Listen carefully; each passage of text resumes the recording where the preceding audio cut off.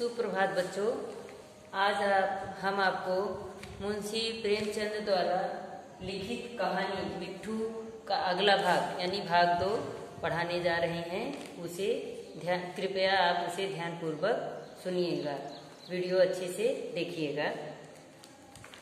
पहले भाग में क्या बताया गया है कि मिट्ठू नाम का एक बंदर रहता है और गोपाल नाम का एक लड़का रहता है। दोनों में बहुत घनिष्ठ दोस्ती रहती है, अटूट जिसको कहते हैं कि ये दोस्ती तोड़ने से भी न टूटे। तो उसी का अगला भाग है कि गोपाल निराश होकर चला गया और मिट्ठू को इधर उधर ढूंढने लगा। वह उसे ढूंढने में इतना खोया था कि अचानक वो चीते के पिंजरे के पास जा पहुंचा और उस समय चीता लेटा हुआ था यानी कि सोया हुआ था। अचानक जब वहां पहुंचा तो चीते ने क्या किया, धीरे से अपना पंजा निकाला और गोपाल को अपने पंजे में जकड़ लिया यानी कि पकड़ लिया। तो गोपाल कुछ कर नहीं सका, घबरा गया। घबराने के बाद उसके कुछ समझ में नहीं आया, वो चिल्लाने लगा। तो उसकी आवाज सुनकर सर्कस के कौन से कोने में बैठा हुआ था मिट्ठू, उसको गोपाल की आवाज जब पता चली तो भागते भागते आया, कूदते फांदते आया और सीधा चीता के पंजे पे कूदा और अपने दांतों से काटकर गोपाल का हाथ छुड़ाया। जब गोपाल का हाथ छुड़ाया तो गोपाल तो बगल में खड़ा हो गया बेटा, लेकिन एक हाथ जब उसने काटकर छुड़ाया तो दूसरे एक पंजा जब उसने छुड़ाया बंदर ने यानी मिट्ठू ने, तो दूसरे पंजे से उसने मिट्ठू को जकड़ लिया और पकड़ने के बाद उसने मिट्ठू को इस तरह से घायल किया कि मिट्ठू दूर जाकर, और घायल जब किया तो मिट्ठू बहुत जोर जोर से चिल्लाने लगा, लेकिन गोपाल कुछ नहीं कर सका। उसके बाद वो चीते ने मिट्ठू को छोड़ दिया और बहुत बुरी तरह से घायल हो गया। घायल होने के बाद उसकी बॉडी से शरीर से बहुत सारा खून निकला और वहीं उसी जगह पर वो बेहोश हो गया। मिट्ठू के चिल्लाने की आवाज सुनकर सारे कर्मचारी, सर्कस के जितने भी कर्मचारी थे, मालिक थे, सब भागे भागे मिट्ठू के पास आए और देखा तो मिट्ठू बेहोश पड़ा था। और मिट्ठू बहुत ही आज्ञाकारी था बेटा, बहुत कहना मानता था और गोपाल का तो खास मित्र था, खास फ्रेंड था। इस तरह से कर्मचारी लोग वहां पर इकट्ठा हुए, गर्म पानी करके लाए, मिट्ठू का घाव धुलाए, मरहम पट्टी लगाए, दवाई उसको मालिश किए पूरे शरीर में। कुछ देर के बाद जब मिट्ठू को होश आया तो देखा कि गोपाल बहुत रो रहा है मिट्ठू के लिए। इस तरह से उसे बहुत दुख हुआ और ऐसे प्यार भरी नजरों से जब वो गोपाल की तरफ देखा तो गोपाल को वो नजरों से कह रहा है, अपने भावनाओं से इमोशनल होकर कह रहा है कि गोपाल तुम रो मत, अब मैं अच्छा हो गया हूँ, तुम्हें चिंता करने की कोई बात नहीं है। इस तरह से मिट्ठू को होश आया और इस तरह से अच्छा हो गया। और कई दिनों तक वो सर्कस के जो कर्मचारी थे, वैसे हम लोग भी बीमार हो गए बेटा तो कई दिनों तक घर वाले हमारा ख्याल रखते ही हैं, तो कई दिनों तक मिट्ठू का ख्याल रखा गया, मरहम पट्टी की गई, इस तरह से अच्छी तरह से देख रेख की गई तो मिट्ठू अच्छा हो गया, भला चंगा हो गया। का अर्थ क्या होता है बेटा, अच्छा हो गया। आखिरकार कोई भी सर्कस दिखाने वाला हमारे यहाँ आया तो 1 महीने का उसका ड्यू रहता है, ड्यूरेशन समय रहता है, 1 महीना 2 महीना 3 महीना। आखिरकार सर्कस के जाने का समय आ गया तो गोपाल यह सुनकर बहुत दुखी हो गया कि अरे अब सर्कस कंपनी हमारे लखनऊ से चली जाएगी तो मैं क्या करूँगा। मिट्ठू पिंजरे के पास खड़ा होकर उसकी आंखों में ऐसे आंसू भरे थे, आंसू भरे नेत्रों से। नेत्र का अर्थ क्या होता है बेटा, आंख।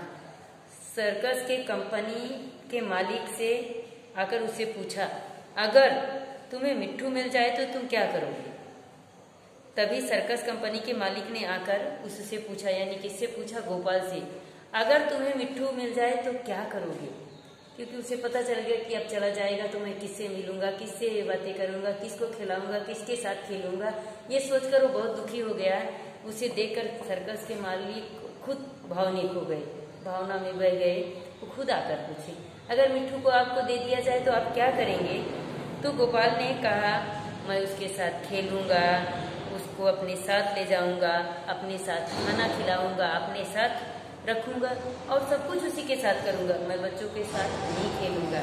यह सुनकर मालिक ने कहा अच्छी बात है, मैं बिना पैसे लिए ही मैं मिट्ठू को तुम्हारे साथ भेज देता हूँ। जब ये बात मिट्ठू को पता चली कि मालिक तो मुझे बिना पैसे के ही मिट्ठू को दे रहा है, तो खुशी के मारा एकदम खुशी के मारे उसकी आंखों में आंसू भर गए और खुशी के मारा वो पागल हो गया। गोपाल को ऐसा लगा जैसे करोड़ों का खजाना उसको मिल गया है, इतनी खुशी उसको हुई उसके चेहरे से। कोई बात अगर हमारे मन की हो जाए बेटा तो हम कितने प्रसन्न होते हैं, वैसे ही गोपाल की खुशी का ठिकाना नहीं था। ऐसा लगा जैसे करोड़ों नहीं अरबों खरबों का खजाना मिल गया हो। उसने मिट्ठू को गोद में उठा लिया, पर मिट्ठू नीचे कूद पड़ा और उसके पीछे पीछे चलने लगा। जब उसे मिल गया तो अपन कहते कोई चीज अपने को मिल जाती तो अपन ऐसे चिपका के ऐसे छपटा के लेके जाते, तो मिट्ठू उसके गोंदी से कूद पड़ा और इस तरह से मिट्ठू आगे आगे गोपाल जाने लगा, मिट्ठू उसके पीछे पीछे गया। इस तरह से खेलते कूदते वो उनके घर पहुंच गए। बेटा ये कहानी आपको कैसी लगी आप लोग अपने शब्दों में व्यक्त करके बताइएगा। मैंने पहले ही दिया था कि 10 लाइन अपने शब्दों में लिखिए। इस तरह से ये कहानी यहाँ समाप्त होती है। अब आप लोगों को थोड़ा सा ये मीनिंग्स यानी कि शब्दार्थ दे देती हूँ। प्रश्न उत्तर आपको PDF के द्वारा भेजा जाएगा। मीनिंग आप लोग अपने नोटबुक में जरूर लिखिएगा बेटा।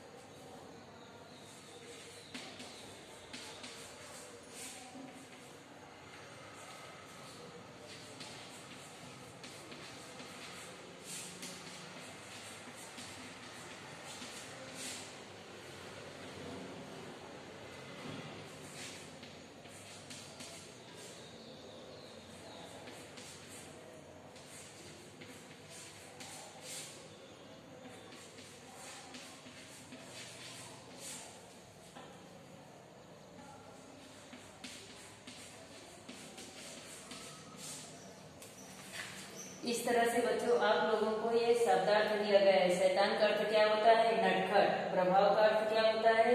असर। शंका का अर्थ क्या होता है? संदेह। समीप का अर्थ क्या होता है? चेष्टा। चंगा का अर्थ क्या होता है? ठीक हो जाना। चंगा हो जाना का अर्थ क्या होता है? ठीक हो जाना। इस तरह से बेटा ये शब्दार्थ आपके नोटबुक यानी कॉपी बुक में लिख लेना। प्रश्न उत्तर आपको PDF के द्वारा भेजा जाएगा। धन्यवाद।